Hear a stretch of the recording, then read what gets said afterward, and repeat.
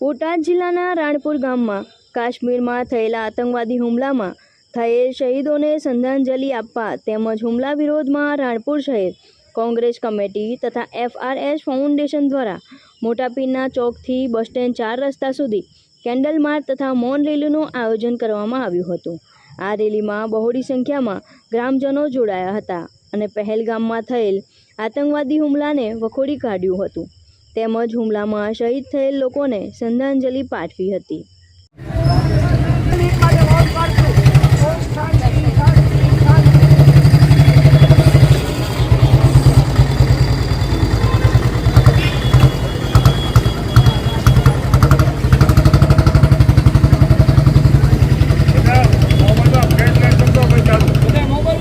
ચાલુ કરો ભાઈ।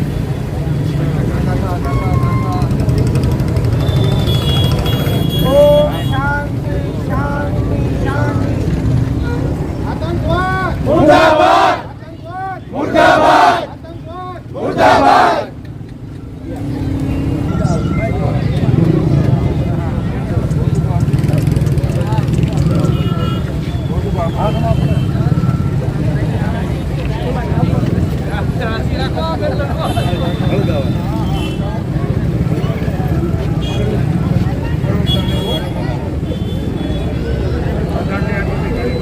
आज केन्डल मार्चનું આયોજન છે, શું આયોજન છે, કેવું પ્રોગ્રામમાં એવી વાત છે કે ગયા વીકમાં કાશ્મીર ખાતે પહેલગામમાં આપણા ગુજરાતના અને બીજા રાજ્યોના જે પ્રવાસીઓ ગયેલા જેઓ નિર્દોષ હતા એના પર આતંકવાદીઓએ જીવલેણ હુમલો કરી 27 જણાના મોત નિપજાવ્યા છે।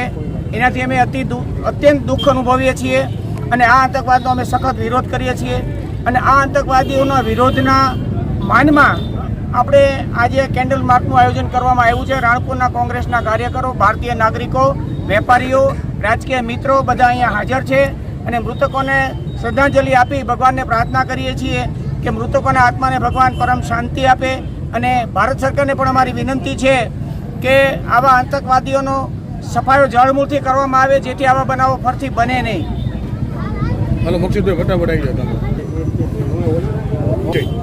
મકસુદભાઈ શાહ, સામાજિક આગેવાન, રાણપુર શહેરમાં કેન્ડલ માર્ચનું આયોજન છે, શા માટે આયોજન કરવામાં આવ્યું? પહેલગામમાં આતંકીઓ દ્વારા 27 નિર્દોષ લોકોની જે હત્યા કરવામાં આવી છે એને શ્રદ્ધાંજલિ આપવા માટે અને આતંકવાદને જડમૂળમાંથી નષ્ટ નાબૂદ કરવા માટે થઈને જે આયોજન કરવામાં આવેલ છે।